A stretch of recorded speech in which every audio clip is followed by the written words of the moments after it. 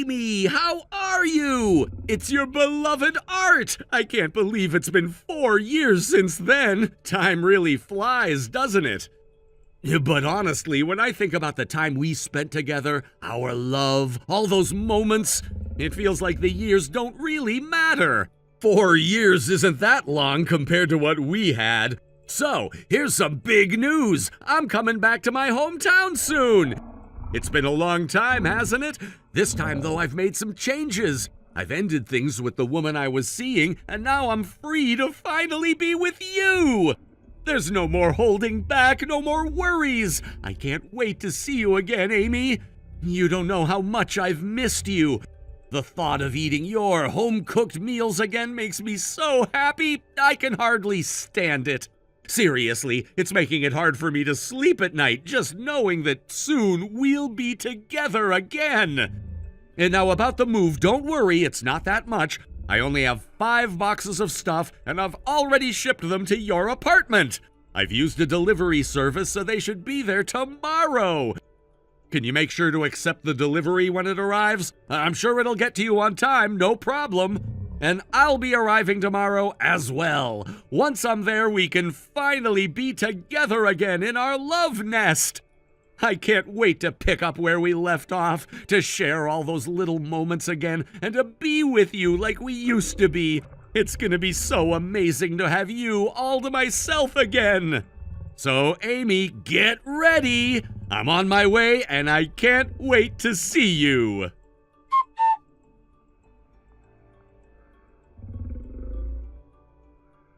Why?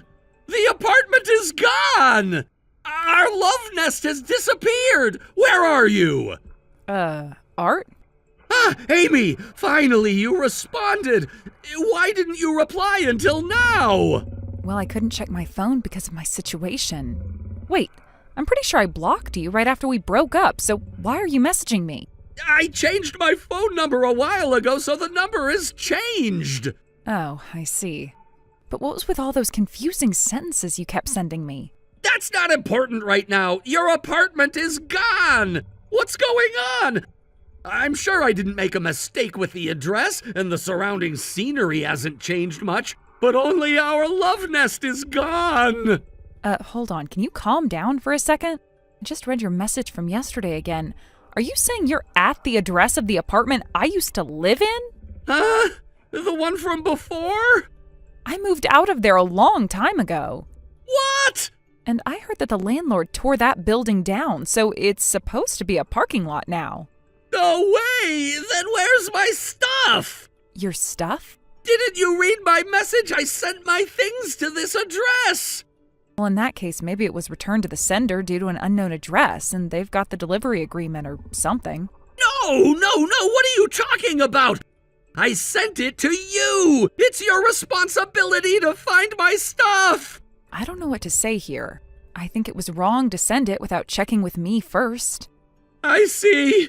I understand now.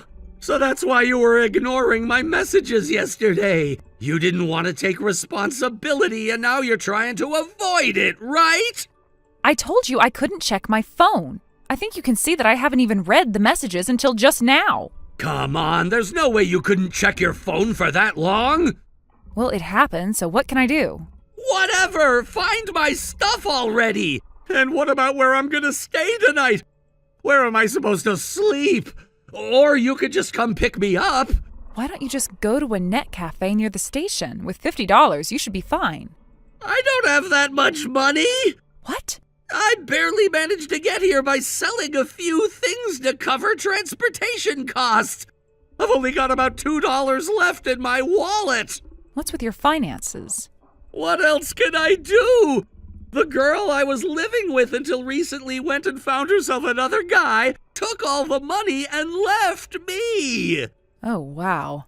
Because of that, I couldn't pay rent and got kicked out of the apartment, so I came all the way here thinking I'd get back with you. But you just moved without any notice. I'm not obligated to report to my ex about moving. Stop making excuses and just come pick me up. Not happening. Why? Because I'm on an overseas trip with my family. That's why I couldn't check your messages yesterday. When you're on an international flight, you have to turn your phone off. Wait, you're going with your family? Who are you with? You don't like overseas trips? You always said that. I'm with my husband and kids when we're on a family vacation. I never had any intention of getting involved, but now I'm stuck in another country, so it's impossible anyway. Wait, you got married? Yes. And you've got kids? When did this happen? 4 years ago. You were cheating on me, weren't you? What? You always blamed me for cheating, but you were the one who cheated on me!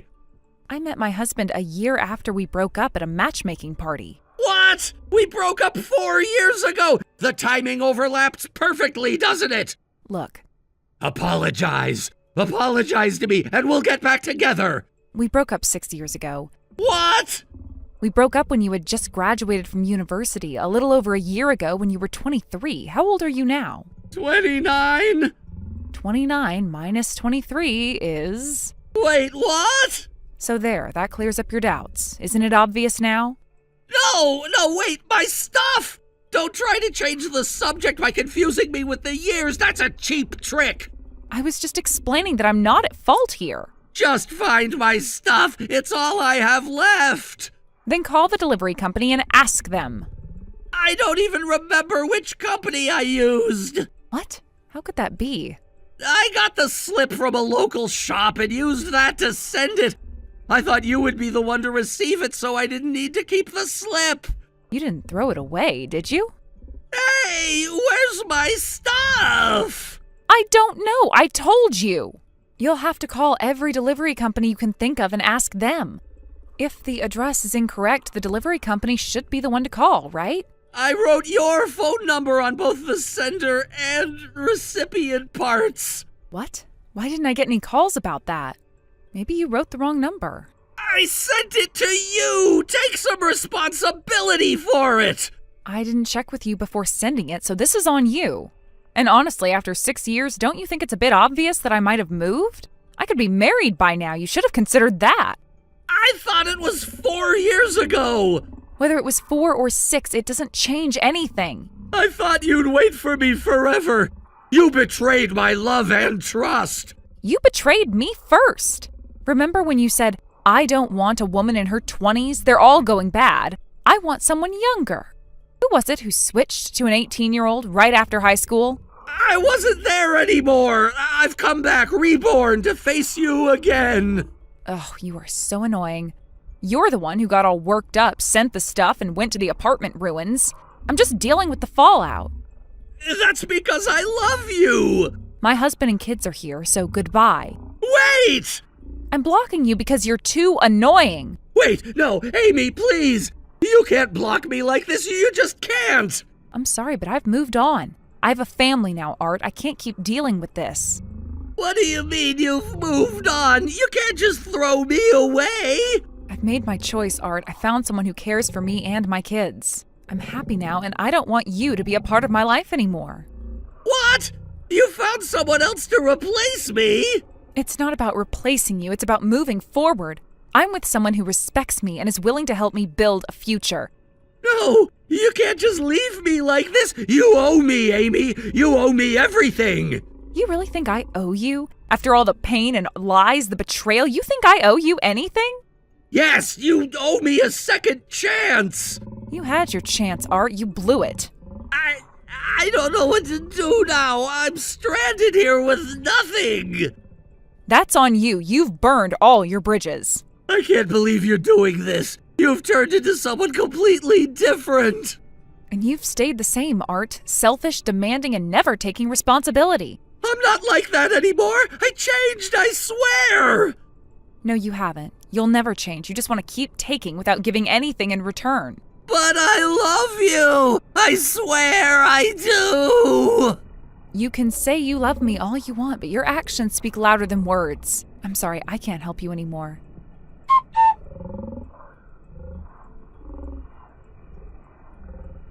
I thought it was such an annoying message, especially the beginning part.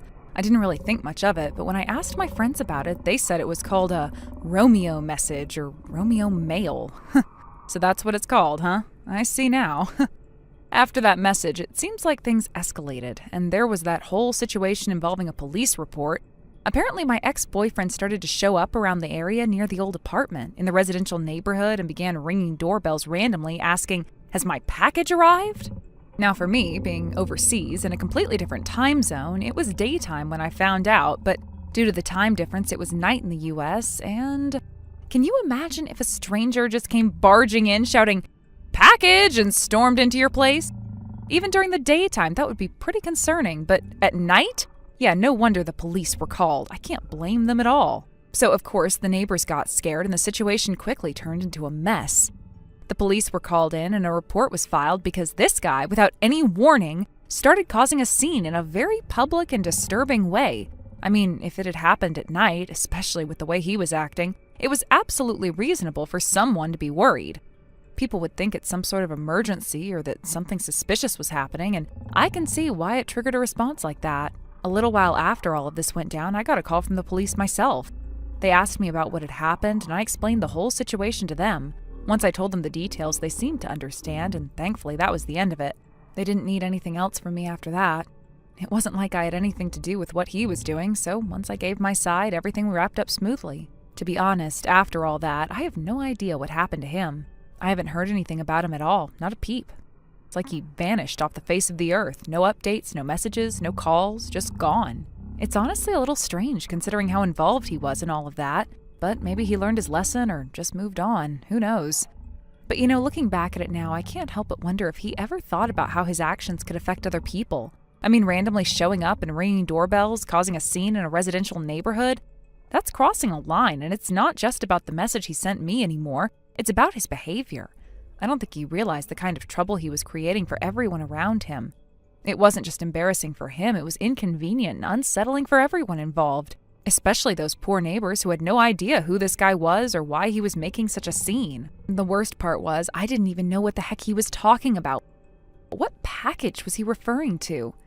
I didn't have any knowledge of anything being sent to him or anything that could explain his strange, frantic behavior. I mean, he didn't even bother reaching out to me directly to clarify anything. Instead, he decided to show up and act like a madman, hoping that someone would understand his bizarre and cryptic response. If anything, he probably just made the whole situation worse, and now I was the one dealing with it. It's honestly a relief that I didn't have to get too involved after the police interview.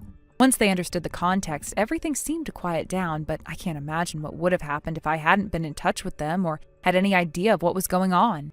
I mean, how could I have known? The guy was acting out of the blue, and for all I knew, it could have been some kind of prank or miscommunication. It could have gone so much worse if I hadn't been able to explain things calmly and clearly. As for what happened to him after that, I really don't care to know. He's just someone from my past now, and whatever mess he got himself into afterwards is none of my business. If he learned anything from this experience, that's great, but that's not my responsibility to make sure he does. I've moved on with my life, and I'm not going to let some ridiculous episode from the past drag me down. This whole kind of thing has faded into memory at this point, but I'll never forget the strange feeling of waking up to that situation. A random message from someone turning into a bigger mess than I could have ever expected. And the funny thing is, the whole thing could have been avoided if he had just been honest and direct instead of acting out in such a dramatic way. But hey, that's his problem, not mine. Looking back now, I do have to laugh a little at how absurd it all was. It's kind of funny how things like this can just explode out of nowhere, and you're left trying to make sense of it all. But then again, that's life, isn't it? Full of surprises, some of which are completely ridiculous and completely unnecessary. I guess all I can do is shake my head and move on. And if he ever shows up again with another package or another message, I'll be ready. But for now, it's just one more strange chapter in the book of my life that I can look back on and laugh about. It's really strange to think that something so small like a message could turn into something so big. It wasn't even a situation that needed to escalate the way it did. I mean, at the end of the day, all he had to do was ask calmly or just give it some time instead of showing up like he did. It's almost like he couldn't even fathom how his actions could affect anyone else, and now here we are with a completely out-of-control situation. It kind of makes me wonder about how some people handle their emotions. Do they even realize how they look when they go off the rails like that? Maybe they think they're in control, or maybe they just get so wrapped up in their own feelings that they can't see the bigger picture. Whatever the case, it's definitely a lesson for me. When you have a problem, the last thing you should do is create a bigger problem for everyone else. I've heard people say that sometimes we all need to learn the hard way, and maybe that's what happened here. He probably thought his actions would get him something, closure, answers, I don't know. But in the end, it just made everything worse. Sometimes the best way to handle a situation is to take a step back, breathe, and really think before you do anything that could blow up in your face. But again, that's something I don't need to worry about anymore. It's in the past, and I've moved on. Maybe this guy will figure it out eventually, maybe not. All I know is I'm not going to lose any more sleep over it. If I've learned anything, it's that things like this are just a part of life, and they happen for a reason. Sometimes you don't even realize the lesson you're learning in the moment, but looking back, you can see it so clearly. The funny thing is, though, despite everything that happened, it almost felt like a wake-up call for me in a way. Not that I was emotionally affected or anything. No, that ship sailed long time ago. But it made me realize how sometimes the most unpredictable situations can have a ripple effect. Even though this wasn't a life-altering event or anything that dramatically changed my life, it made me reflect on how things work in relationships and what kind of people they involve. You can't always anticipate what someone will do when things go wrong, but you can control your reaction to it. Thank you for watching and listening. We hope you enjoyed the video. Don't forget to like this video and subscribe. Also, feel free to leave a comment about what you thought of the story. We look forward to seeing you at the next story. Emma, it's been a while. Hey, are you there? This is my new phone number, so you haven't blocked me, right? Who is this? Oh, come on, it's Randy. You know, your future boyfriend. Randy, I've rejected your confession more times than I can count. And seriously, we haven't seen each other since college. How do you even have the nerve to say something like that? Emma, I've kept you waiting long enough. Let's get married. What? I mean it. Recently, I've finally started earning a decent income. Oh, so you're no longer living the neat lifestyle? Exactly! I worked hard, Emma! And now, with my newfound success, you can finally live your dream as a carefree, stay-at-home wife! Well, I'll admit it's a step forward that you're working now. But you know, I'm already engaged to someone else. Wait, what? Are you serious? Yeah, that's how it is. Sorry. Hold on. What's his salary? What? And does he plan to make you keep working after you're married? If his income is lower than mine and he can't afford to let you be a stay-at-home wife, maybe you should reconsider and marry me instead. Yeah, no. I'm not about to share his income details. That's personal. But just so you know, I plan to keep working after marriage, and it's my decision. Wait, what? That's terrible! Why do you think that? Come on, Emma.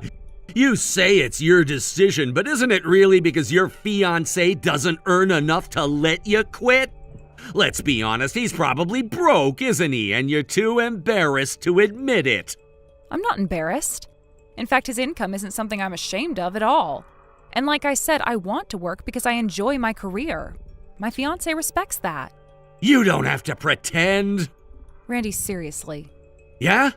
If you're going to bring up this ridiculous comparison between you and my fiancé, shouldn't you at least reveal your own salary? I can't even make a judgment without that information. Oh, yeah, good point. Though I'll tell you right now, it's not going to change my mind, just to be clear.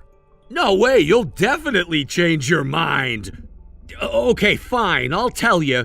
But keep in mind, I only started working 3 months ago after leaving the neat life. So here it is, my monthly salary. Are you ready? Drum roll, please. I could do without the theatrics. No fun. Okay, here goes. My monthly salary is a whopping $1,200. What? Impressive, right? With this, you can finally live a luxurious life as a stay-at-home wife. 1,200? Yup. You're serious? Of course. So you're actually serious? What's the matter? Are you stunned by how amazing I am? I mean, I'm stunned, but for different reasons. I knew it. I'm that good, huh? No, it's just... that's really low. Huh? Look, I'm not trying to insult you. It's great that you've finally become independent and stopped relying on your parents. That's an important step, but... But what? What's the problem? It's not a problem, per se. It's just painfully obvious that you have no idea what average incomes or living expenses look like in the real world. Oh, come on. My dad told me his first paycheck was around the same amount. Yeah, but wasn't that, like, 30 years ago? Do you have any idea how much the cost of living has risen since then? And let me ask you this, can you even live on $1,200 a month? Of course, I budget carefully and I manage to spend just about all of it every month. So, you're saying you have no room to save any money? Savings? Not exactly, no. If your hypothetical wife became a stay-at-home partner, you'd be covering expenses for 2 people with that $1,200. On top of that, you'd need to save a significant amount each month for the future. It's pretty clear that $1,200 wouldn't cut it. The future? Like when we have kids? Exactly. Think about it. More groceries, higher utility bills, and education costs. Your salary doesn't support the kind of lifestyle you're imagining. So it all comes down to money, huh? Money isn't everything, but it's a pretty big part of being able to live comfortably. Marriage isn't just a fantasy, it's a practical commitment. All right, fine. What about you and your fiancé then? Are you making enough to talk down to me like this? Yes, for one thing, I'm earning more than you, and my fiancé earns more than I do. What? His income alone could support us, but these days you never know what might happen. That's why we've agreed to keep working together to build a stable future. Besides, I love my job, so I have no intention of quitting. So, you don't even want to be a stay-at-home wife? Not really, no. Oh, well that changes everything. I guess I don't need to work hard anymore. Wait, what?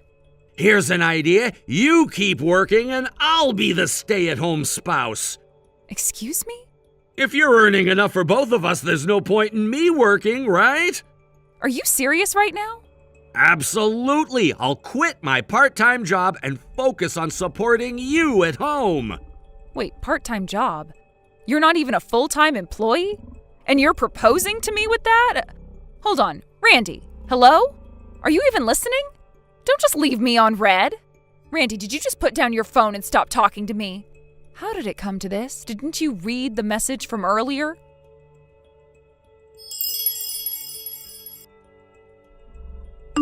Emma, I just quit my part-time job. I got notifications multiple times after that, but are you really that happy about marrying me? I don't need to read it. I already know what's in your heart. I already know. Read it carefully. Okay, fine. I get it.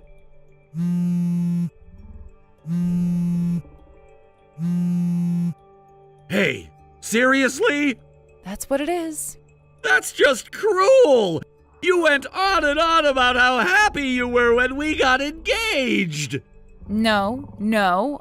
I was just giving an example that if your monthly salary is $1,200, having your wife stay at home as a full-time housewife is unrealistic. You're so dependent on your family's financial support, and you think it'll just magically work out? But with your earnings, we could make it work! Well, I've already turned down your proposal. If there's love, money doesn't matter, right? No, that's not the case. That love you're talking about, it was never there between us to begin with. What are you saying? No way! That's impossible! I've said it before, and I'll say it again. There was never any real love between us. I might have liked you, but it wasn't love in the way you're imagining. It's not that I didn't care about you, but it was never the deep, meaningful connection that you're looking for. You're so persistent! I turned down your proposal, so why can't you understand that? Why do you keep trying to convince me otherwise? Also, my fiancé wants to tell you something. Wait, he's here? Don't mess with my precious woman, you jerk. What? My brother? Yeah, my fiancé is your younger brother, Frank. Your family, who's all about the firstborn, treated him terribly because he was the second son. They kicked him out of the house when he finished middle school. That Frank. You're lying! That Frank who only graduated middle school is making more than me? No way! He's not a high school dropout anymore. Huh? He worked while attending a night school, and with the money he earned, he finished college. Now he's working at a big company with a position of responsibility. No way! It's completely true. While you were living off your parents, doing nothing, Frank worked hard and kept moving forward with his own strength, and that's how he is today. I admire Frank's attitude, and I've decided to support him for the rest of my life. Wait! You're being deceived! There's no way! That piece of trash Frank is not good enough to be your husband. I, the firstborn, am clearly better than some useless second son. Don't you agree? You still don't get it, do you? Frank doesn't have the luxury of relying on other people to support him. He's the one who made his own future, and you're the one who's still stuck in the past. You still believe in some outdated idea of what it means to be a man, when the firstborn should always be in charge and the second son should just follow. That's not how life works anymore. I know that people like you with such outdated ways of thinking are completely incompatible with me, so goodbye. No! You can't just walk away from me! I'll make you regret this. You'll see! I don't think so. I've made up my mind, and there's nothing you can say or do to change that. I'm done with all the baggage you carry around. I'll be happy with Frank, and I don't care what you think about it.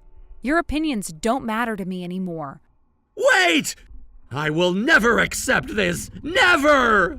You're the one that won't accept things. Frank and I have built something solid together, while you've just been coasting along with no plan. You had your chance, and you wasted it. I'm sorry, but I'm moving forward with my life. You've got to be kidding me! This is ridiculous! No, this is reality. You can keep living in your fantasy world, but Frank and I are out here living our real lives. And that's the difference, isn't it? But Frank is just... He's nothing! You're throwing away your future with someone like him! I don't think you understand what you're saying. Frank is a hard-working, independent man. He didn't rely on anyone, not even his own parents, to get where he is today.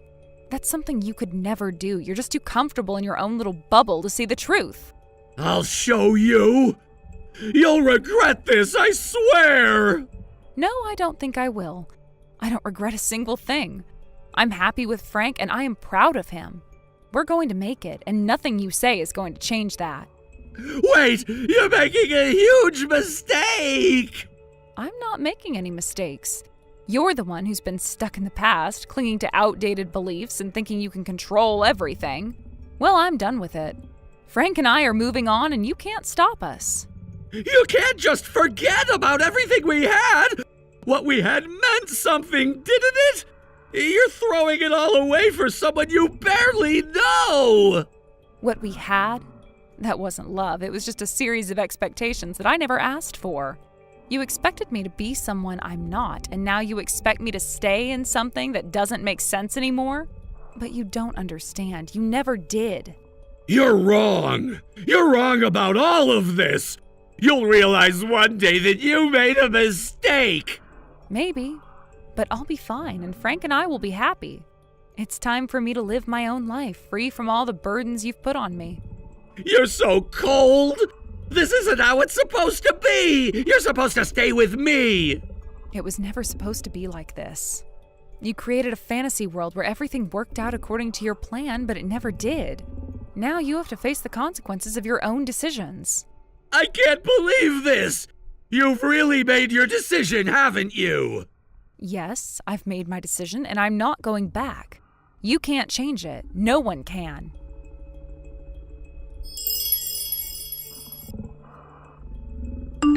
Randy's part-time job seemed to have been something that his parents, concerned about their own future and income, had arranged for him. They wanted him to work for a company owned by an acquaintance with the idea that one day he could transition to a full-time permanent position. This plan was meant to provide some financial security for his future and, in their eyes, ensure that he would be able to support himself as he grew older. They were looking to safeguard both their own old age and his, hoping his job would give him a stable income stream that would eventually allow him to live independently without needing to rely on them for support as they got older. However, Randy did not share his parents' vision. Despite the opportunity, Randy decided, quite abruptly, to quit the job he had been doing. It wasn't just that he left the job. He didn't even give much thought to the consequences of his actions. He quit without consulting anyone, and within no time he was back to his old habits, unemployed and living off of his parents, essentially reverting to a state of dependency. The plan that his parents had carefully laid out for him was in tatters. Their hopes for his future, which had seemed so promising when he started the job, were dashed in an instant. Randy's decision to quit and return to his previous lifestyle meant that their concerns about his well-being had only grown stronger. At the same time, the situation with Randy forced his parents to take a closer look at Frank, Randy's younger brother, and his life choices. They had heard about Frank's current situation and felt a sense of urgency.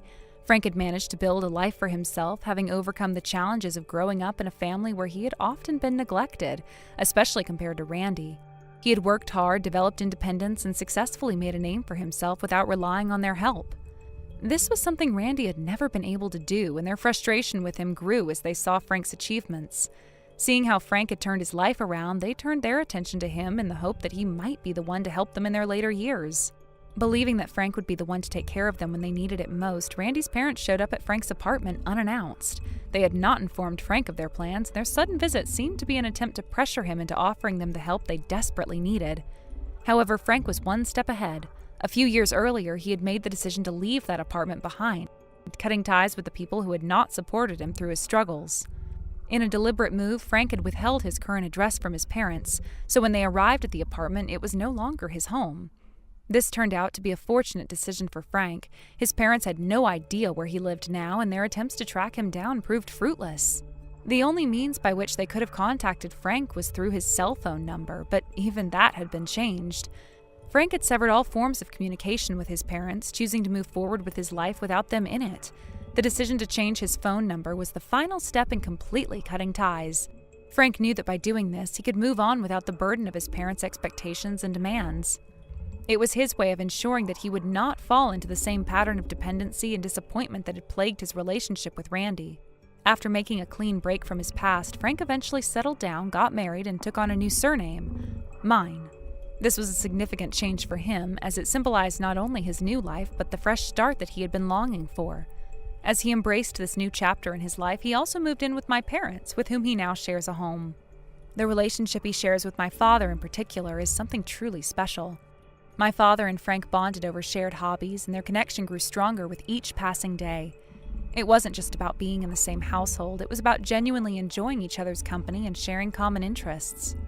They would often spend hours together discussing everything from books to films to music, and their conversations were filled with laughter and excitement. It was clear that Frank had finally found a place where he could thrive both personally and emotionally. My father, who had always been a strong support for me, was now giving Frank the same sense of encouragement and care that he had given me throughout my life. Frank, who had once felt neglected and alone, now had a family that truly understood him and welcomed him with open arms.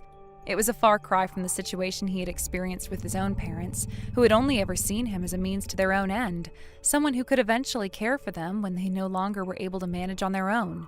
In many ways, Frank's life had come full circle. What had once been a story of hardship and neglect was now one of growth and happiness. He had gone from being the overlooked and underappreciated younger brother to being someone who was not only independent, but also a beloved member of a family that cherished him. The contrast between him and Randy could not have been more apparent, and Frank's success in creating a fulfilling life for himself served as a silent reminder to Randy of what could have been. It was a stark reflection of how their paths had diverged. Randy still clinging to his past mistakes and dependence on his parents, and Frank, who had moved on to a brighter future with a supportive family by his side. And as Frank continues to live with my parents, I see him grow even more. It's a life I'm proud to be a part of, watching as he builds a future not just for himself, but as someone who has found a true sense of belonging and peace. The transformation from the lonely, abandoned brother to the happy, engaged man he is today is something I will always hold dear. And I feel fortunate that he's now part of my family. Thank you for watching and listening. We hope you enjoyed the video. Don't forget to like this video and subscribe. Also, feel free to leave a comment about what you thought of the story. We look forward to seeing you at the next story. Allison, where are you right now? What's going on with the divorce papers on the table? What are you trying to do here? Is Sally with you as well? Are you with her? Because I can't find her anywhere inside the house. Allison, I can see that you've read my messages. I know you saw them. You need to reply to me right now. All right, I get it. Calm down. I'll answer your questions now. So, about the divorce papers, that's exactly what you think it is. And yes, Sally's here with me too. So there's no need for you to be worried about her anymore. That's not an answer. You're still avoiding the important question I've been asking you. Where are you? I need to know the exact address. Where are you two right now? I'm not telling you. There's no reason for me to share that. So, why do you want a divorce? What's the reason behind it? Why did you take Sally without even telling me, without any explanation? Okay, let me get straight to the point. The truth is, Sally isn't your child. What do you mean by that? What are you saying? Sally is actually Brad's child. She's mine and Brad's child. Brad? Yeah, Brad. You know, the one from your university. He was in the same department as you. He was my ex-boyfriend. Brad. You know the one. Wait, hold on. Are you serious right now? Are you telling me that for the past 7 years, ever since we got married, you've been hiding this from me? You've been carrying on some kind of secret relationship with Brad all this time? Please don't misunderstand. I need you to hear me out clearly. Dave, Brad left for America 6 years ago, but before he left, the last night he was here, we met up. It was a reunion after all those years, and it was on that night that Sally was conceived. Wait a minute. You're saying that all of this happened after we were already married? After we made this commitment to each other? Yes, that's right. It's true. But you know what? At this point, it really doesn't matter anymore. We've decided to separate, so everything that happened before or during our marriage, it doesn't change anything now. So you're saying you're trying to get back together with Brad now? Is that what you're telling me? Yes, that's exactly it. Brad has been very successful over in America. He's coming back to Japan now, and he's made quite a name for himself. He didn't have any money back when we were together, and that's why he couldn't propose to me back then. But now, after all this time, he's established himself. He's got everything. With the success he's achieved, he can offer both Sally and me a life that's much better than the one we've been living with you. That's why it's only fair, it's only right that Sally goes with her real father now. So you're gonna be with Brad again. You're just gonna leave everything behind. And you expect me to just accept all of this without any proper discussion? Look, we need to sit down and have a proper conversation about all of this. Only after we talk things through should we decide if we're really going to get a divorce. You can't just make that decision on your own. I don't want to talk anymore. Nothing's going to change. We can talk all we want, but I've already made up my mind. There's no point. Come on, at least tell me where you are. You've got to tell me that, right? I just need to know where you are. You can't keep hiding from me like this. No, I'm not telling you. I won't tell you where I am. Don't just ignore me. This is serious. Listen, just make sure you submit the divorce papers. Don't waste any more time. I'll block you once that's done.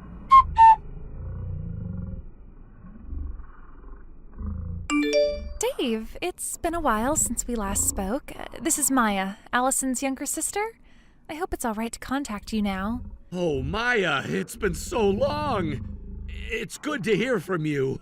First, I have to apologize for what my sister's done. She's gotten herself into quite a mess, and I honestly don't know how to apologize for it. It's such a serious issue, and I'm really lost for words about how to make it right. I never imagined things would turn out like this, and it's really hard to process. No, Maya, there's no need for you to apologize on her behalf. I can't imagine how difficult it must be for you, but I guess I'm not surprised to hear that the news has reached you, right? Yes, I think it was inevitable that you'd find out. Allison specifically told me not to say anything, but I couldn't keep it from you any longer. I'm currently taking care of Sally at my place. Wait, what? Are you saying you're looking after Sally? Yes, that's right. It wasn't safe for her to stay in our hometown, so I offered to have her stay with me for now. The thing is, my place is about an hour and a half away from you. It seemed like the best place to hide her without being easily discovered. I know it's far from where you live, but I thought it would be safer for her to be with me. I see. That makes sense now. So that's why Sally has been missing school recently. Do you know where Allison is right now? Have you heard from her? Allison rented a monthly apartment somewhere and has been staying there for the time being. I don't know exactly where she is, but I think she's trying to keep a low profile. I haven't spoken to her much since, and she hasn't given me any details about her exact location. I see. And is there anything else you can tell me about what's been going on? Anything important? Well, she's been focusing a lot on herself recently. She's mentioned that Brad is coming back from overseas in about 2 months. She's been busy preparing for his return, so she's been talking about polishing herself up before then. Polishing herself up? What does that mean exactly? She's been going to beauty salons for things like hair removal and skin treatments. I don't know how she's been able to afford it, but she's determined to make herself look as good as possible before Brad returns. I never thought she had that kind of money left. Where's she getting the money for all these treatments? I think it's from the savings she had when she was single, which her parents had been holding on to for her. She believes that if she marries someone wealthy like Brad, everything will be forgiven and all the mistakes will disappear. So she sees the money she's spending now on beauty treatments as a kind of investment in herself. She's hoping that the money spent now will pay off in the future. I see. So she's essentially trying to reinvent herself for this guy she's after. Yes, exactly. It's all part of her plan to turn things around. But there's something else I wanted to talk to you about. I've already discussed it with our parents, and we were wondering if you'd be willing to take a paternity test to confirm whether you're Sally's biological father? Wait, a paternity test? Are you asking me to take a test to find out if I'm Sally's father? Yes, that's right. Our parents and I are convinced that you must be Sally's father. She looks so much like you, especially around the eyes. We can't imagine anyone else being her father except for you. But Allison has been so sure that Brad is Sally's father. She's been adamant about it, and I've always believed her.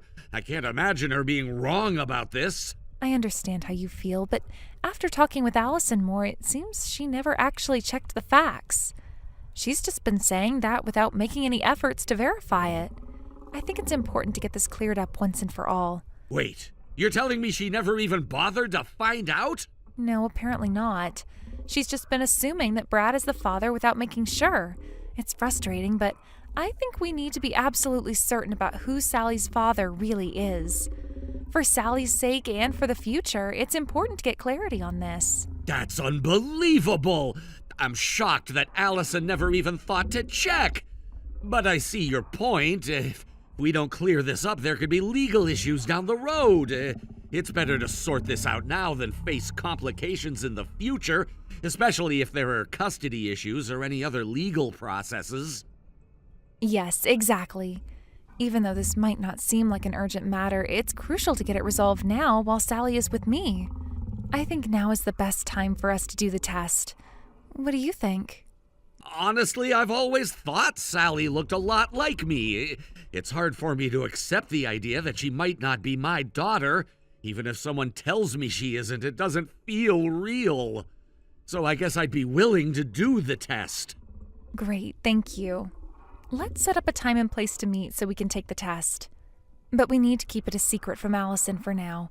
We can't let her know what we're doing. Understood. I'll arrange a day off from work as soon as I can and we can meet. Once I have the date set, I'll let you know so we can arrange the details. By the way, Dave, there's something else I need to tell you. Sally wants to send you a message, and I'll be typing it out for her. Wait, Sally's there with you? Yes, she is. She's been asking to send you a message, so I'm just helping her with it. Would you be okay with me typing out a reply for her using simple English so she can read it? Of course, I'll respond to her in as simple of writing as I can. Just let me know what she wants to say. Okay, here it is. Daddy, it's me. Sally, it's Daddy. I want Daddy, not Mama. I want to eat lots of Daddy's hamburgers. Oh, that's so cute. I'll make you all the hamburgers you want, Sally. I promise I'll work hard to make them just for you. Yay, I'll work hard too. I'll be a good girl. Dave, it's Maya again. Thank you so much for taking the time to talk to Sally. She really wanted to speak to you. If you want to talk to her again, just send me a message. I'll let you know when's a good time for us to meet up. But please be careful when Allison comes by. We don't want you two to run into each other. I understand. Thank you for keeping me updated, and thank you for taking care of Sally. I know it's not easy, but I'm grateful for your help. It's no problem at all. I'm happy to look after her for now. She's in good hands with me. We'll get through this together. Once you're ready to meet up, just let me know and we'll figure out the details. Take care, Dave.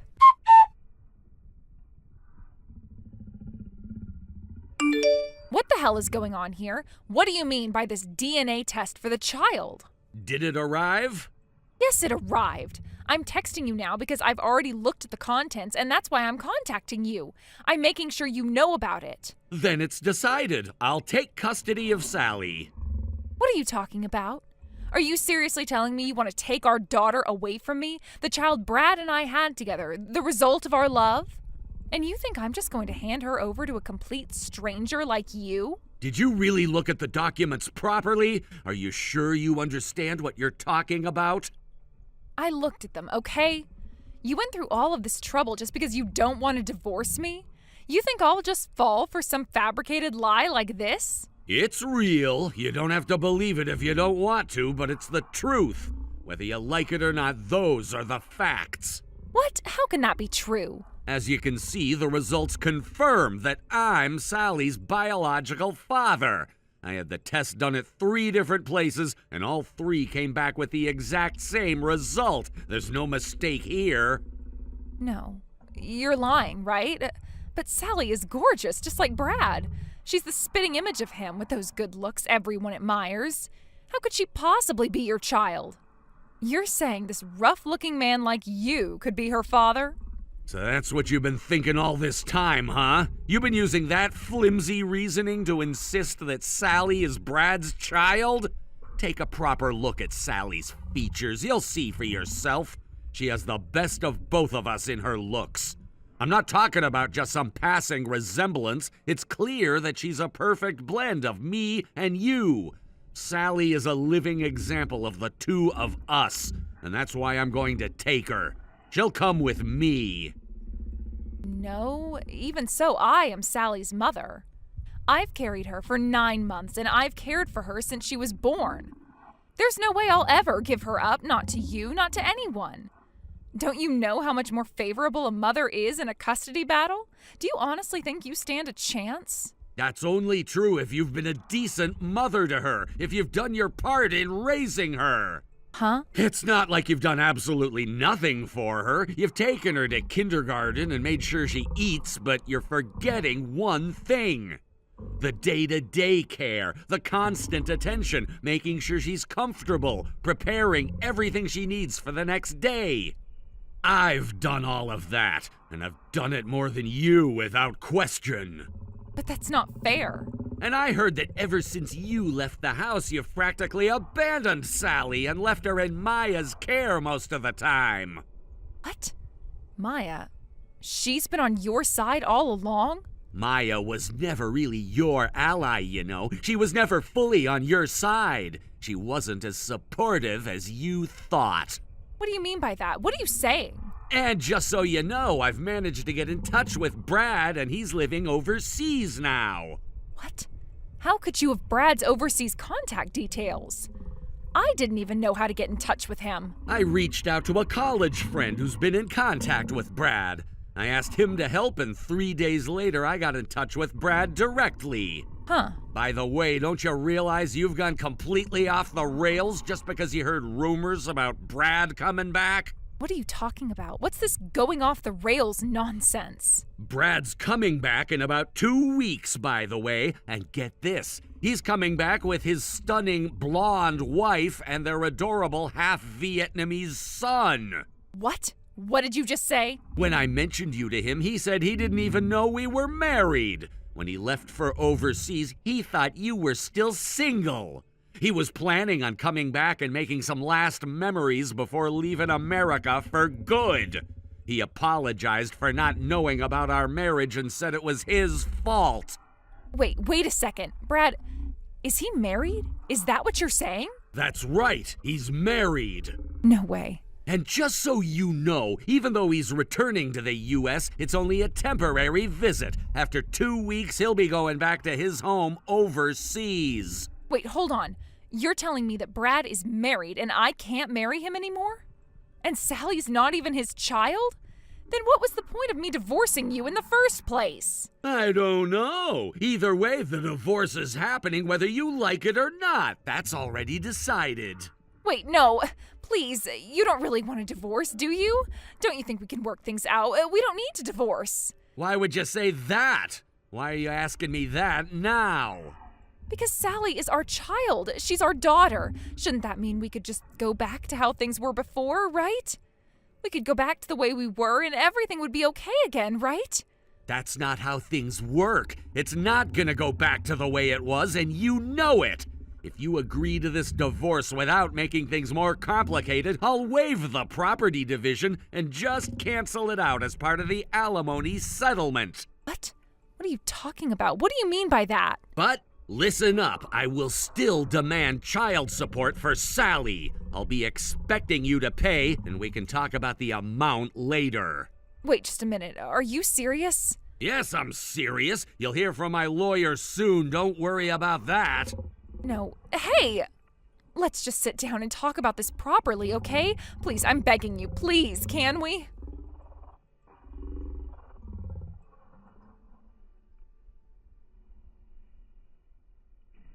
Reply to me!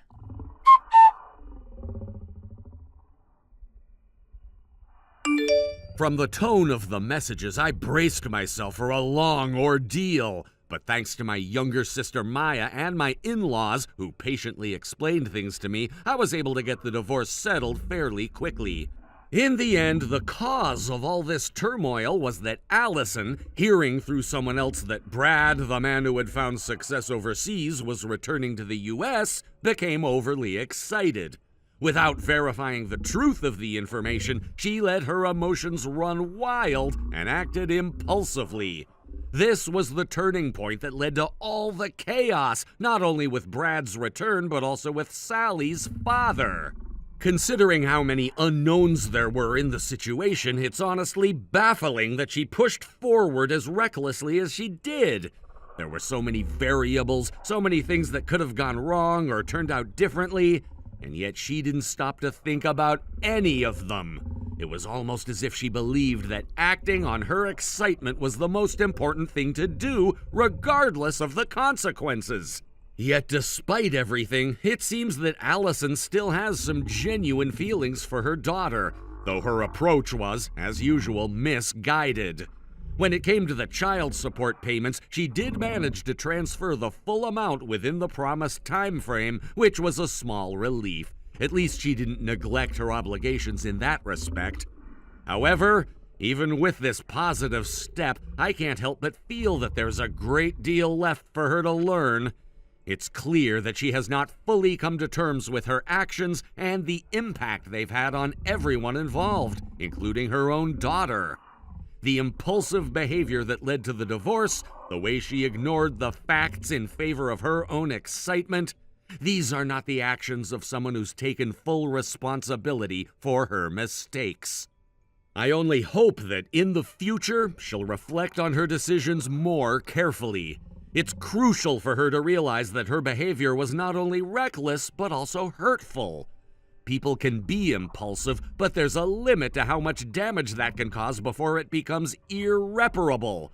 I want her to take a step back and consider the consequences of her actions, not just for herself, but for everyone around her, especially her daughter. I can't say that I hold any great expectations that she'll change overnight, but the hope remains that she will one day recognize the depth of her rash decisions and learn from them. The way she's conducted herself in this situation reflects a lack of foresight, and if she is to be a good mother in the future, she needs to take a hard look at how her behavior has affected her family.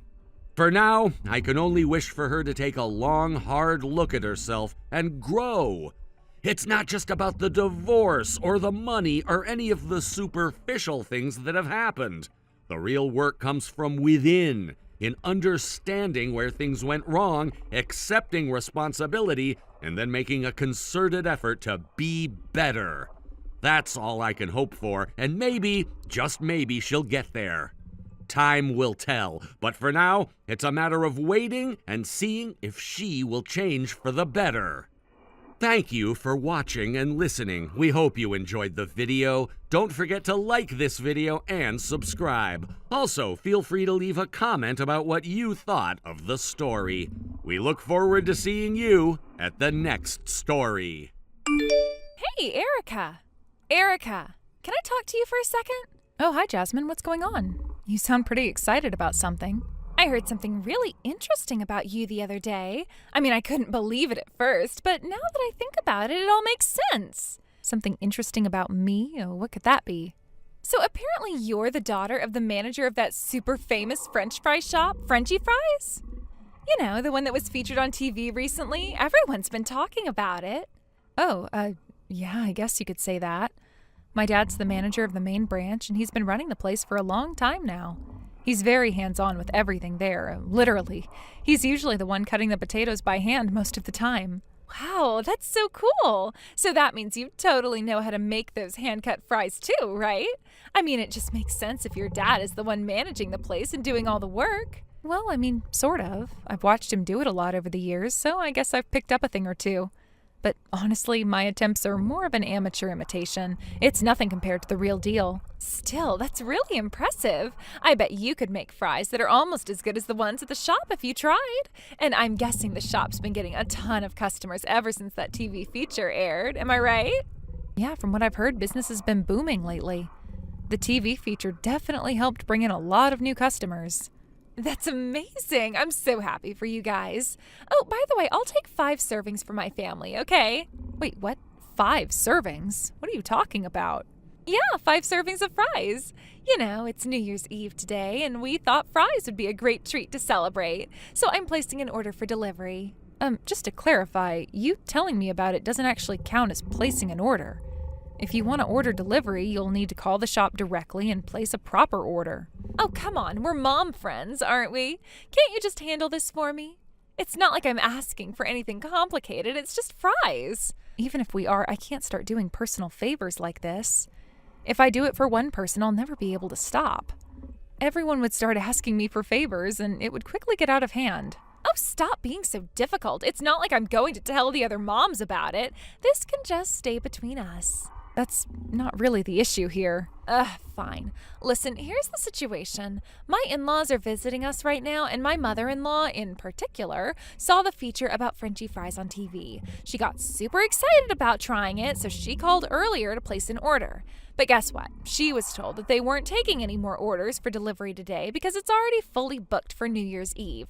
She got turned down, and now she's really disappointed. Oh, I see.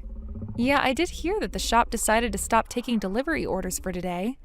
It's probably because they were worried they'd be overwhelmed by the sheer number of requests after the TV feature aired. Exactly. That's why I need you to step in and help me out here. You're the manager's daughter. You can pull some strings, can't you? Pull some strings? Yeah, I already told my mother-in-law that I'm friends with the manager's daughter and that I could get us 5 servings. I can't go back to her now and say, sorry, I couldn't actually do it. That's just not an option. Well, in that case, why not just go to the shop directly and eat there? Are you saying that if I go, you'll use your connections to make sure we don't have to wait in line? No, I'm saying you'd have to wait in line just like everyone else. That's not going to work for me. What's the point of being the manager's daughter if you're not going to use your connections to help out?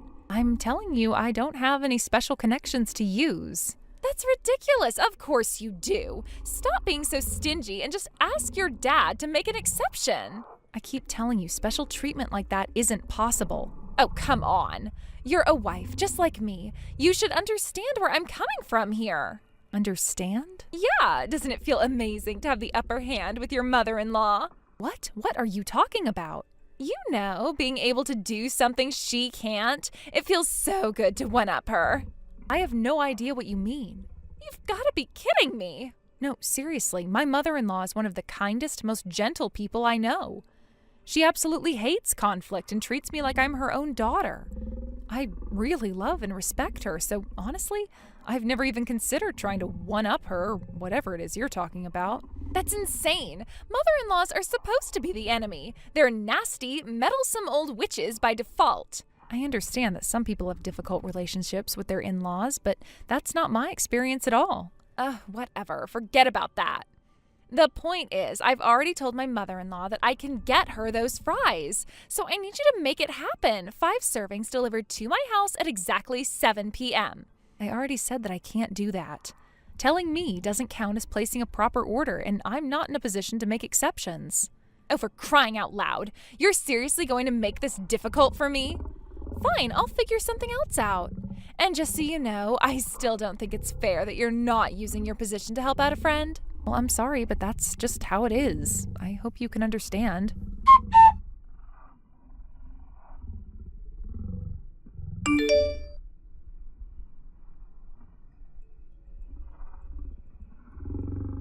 Hey, Erica, what's going on? It's already past 7.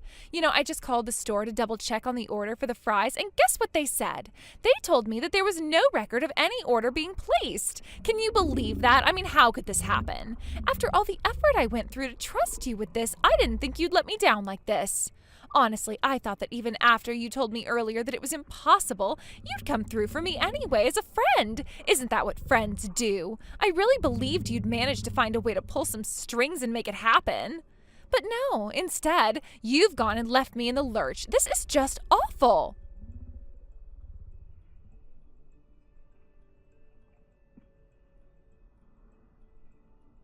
Why aren't you answering my calls, Erica?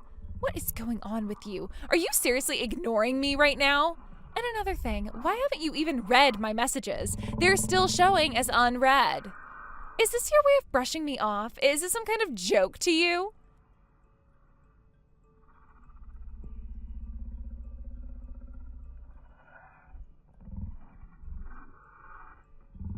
You're definitely getting these notifications, right? I know you are. There's no way you haven't seen them. So what's stopping you from responding? You owe me an explanation, Erica. Stop ignoring me and pick up your phone.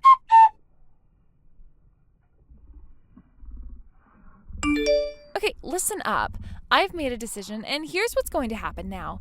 I told my family that the reason we couldn't get the fries delivered is because there was a mistake on your part and on the store's end. So to solve this little problem, we've decided that we'll just come over to your house instead. Problem solved, right? Look, you're probably already prepared to feed your own family tonight, aren't you? And I bet you've got some of those fries already made, probably hand-cut by you yourself. You can just give us those. That should be more than enough for 5 people. Don't worry about anything else. We'll handle the rest. We're coming over with the entire family. Me, my husband, the kids, and even my in-laws. We'll be there in 30 minutes, so I expect you to have everything ready by the time we arrive. That means fries for 5 people, all set and good to go.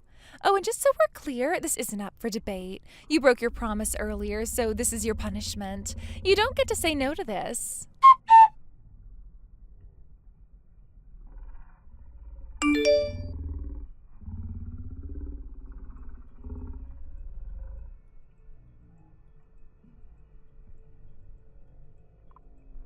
Hey, Erica, I know you're at home. Don't try to deny it. I can't believe you've gone and turned off all the lights in your house just to pretend that you're not home. That's incredibly mean and childish. What kind of person does that? Listen to me. Today is the last day of the year, okay? It's New Year's Eve. Shouldn't we both be doing everything we can to end the year on a positive note? Shouldn't we be wrapping up the year with good vibes and a sense of accomplishment? Don't you think that's what we should be focusing on right now? So why don't you just open the door and let us in? My kids are outside in the freezing cold crying because they're hungry and uncomfortable. And did I mention that my in-laws are with us? Both my mother-in-law and my father-in-law are standing out here too. Even my husband is furious with how you're treating us. He's saying that your behavior is completely unreasonable and disrespectful. We came all the way here in this cold weather just to give you the chance to make things right. The least you can do is let us in and serve us the fries. It's not that hard.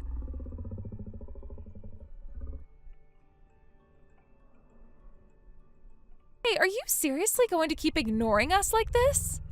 Pretending you're not home is only making things worse. If you don't open the door and let us in, I swear I am going to tell all the other moms in our group chat about this. I'll make sure everyone knows what kind of person you are. Someone who breaks promises and doesn't care about her friends.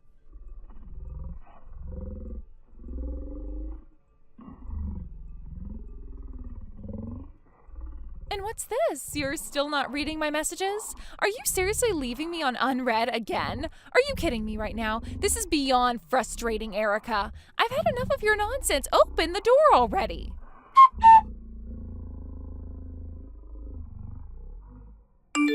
Wait, what is this?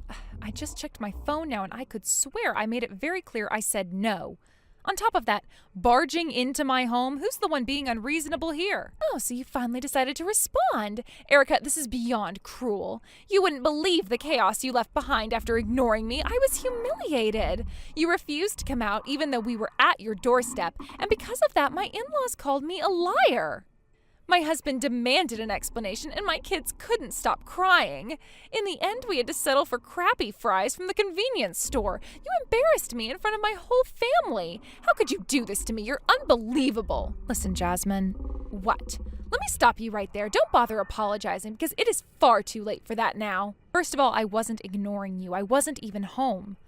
Since 2 days ago, my family and I have been away visiting my parents. What? Visiting your parents? Yes, the TV feature on Frenchy fries caused a huge surge in business at my dad's store, the main branch, which also happened to be my childhood home.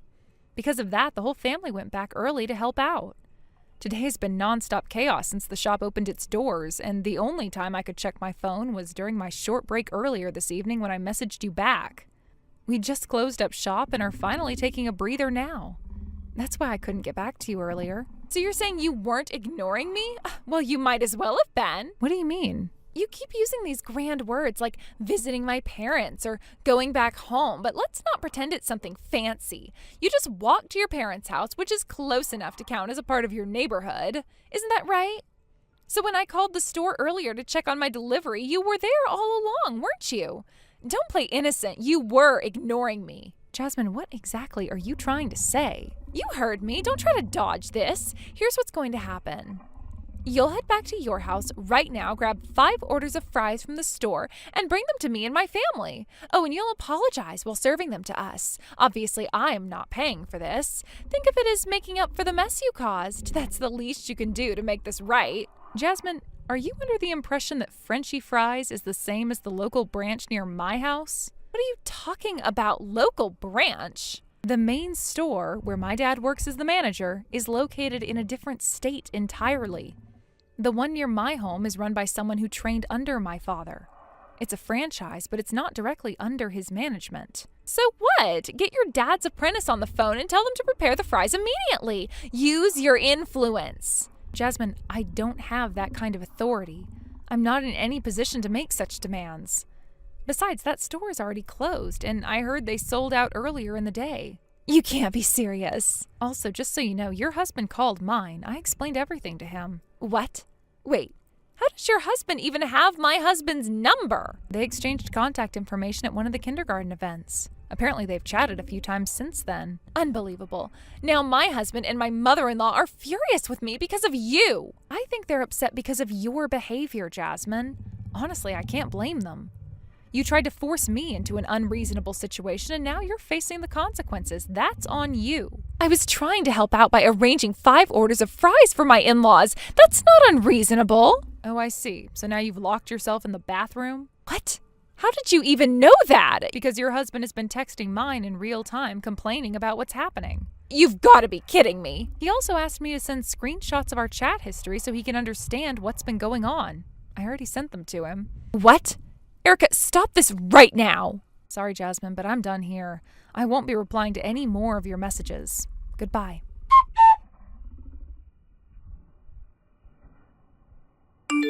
After that, the updates from Jasmine's husband kept coming in through various channels. He seemed to have taken it upon himself to share everything about their situation with others, making sure there was no ambiguity about the state of things at home. The whole ordeal became a topic of conversation among many people who knew Jasmine and her family, and as her husband's frustration grew, so did the volume of his updates. The situation, which initially seemed like just another domestic dispute, was starting to unfold in a way that caught the attention of those who had been around them.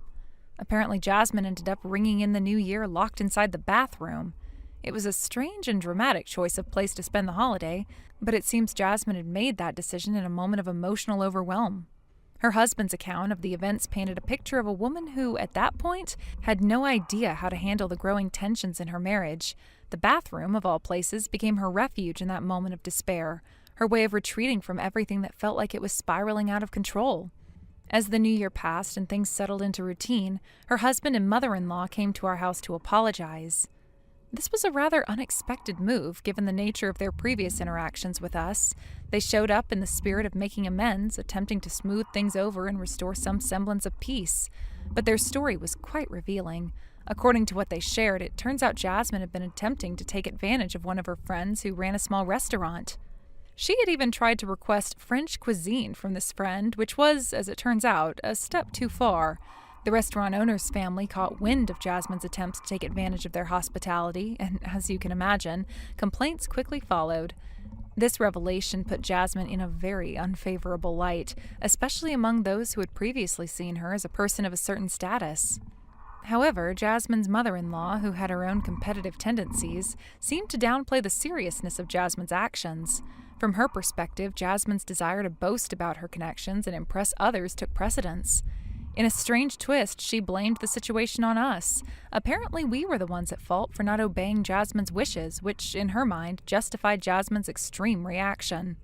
According to the narrative shared by her husband and mother-in-law, Jasmine had been left feeling as though no one understood her or respected her position, and this led her to make the decision to leave. In a dramatic and impulsive act, she stood up, walked out, and went back to her parents' house all by herself. This course of action, though, was not just about her leaving in anger. From Jasmine's perspective, it seemed like she believed her actions would convey a very specific message. She probably thought that by leaving like that, she would show everyone just how important she was. The message she seemed to want to send was clear. Don't you all realize how much you need me? How can you function without me? It was an ultimatum of sorts, a challenge for everyone around her to reflect on their behavior and start appreciating her more. In her mind, this was supposed to make everyone understand how vital she was to the household. However, her husband, who was by now completely fed up with her behavior, began to see things in a different light. Instead of seeing her actions as a call for introspection, he saw them as the culmination of a much deeper issue in their relationship. He had been patient up to this point, trying to navigate the tensions between Jasmine and everything else. But Jasmine's extreme response, her need to create a dramatic exit, pushed him to the edge. It was no longer about trying to understand her or work things out. It was about recognizing the unhealthiness of the situation. At this point, he decided he had had enough. He started making preparations for a divorce, marking the beginning of the end of their marriage. The preparation for divorce wasn't something that happened overnight, of course. There were likely many discussions, many silent moments, and a lot of emotional turmoil leading up to this decision. But Jasmine's actions, including her dramatic departure, seemed to have finally shattered whatever was left of the fragile bond they once had. Her husband's move toward divorce was not just about the incident with the restaurant or her decision to lock herself in the bathroom on New Year's Eve. It was about the deep-seated issues that had built up over time. Her husband realized that for all the promises of change and reconciliation, Jasmine's behavior had only intensified the problems in their marriage and led to their eventual divorce. Thank you for watching. Please subscribe and hit the like button. See you next time.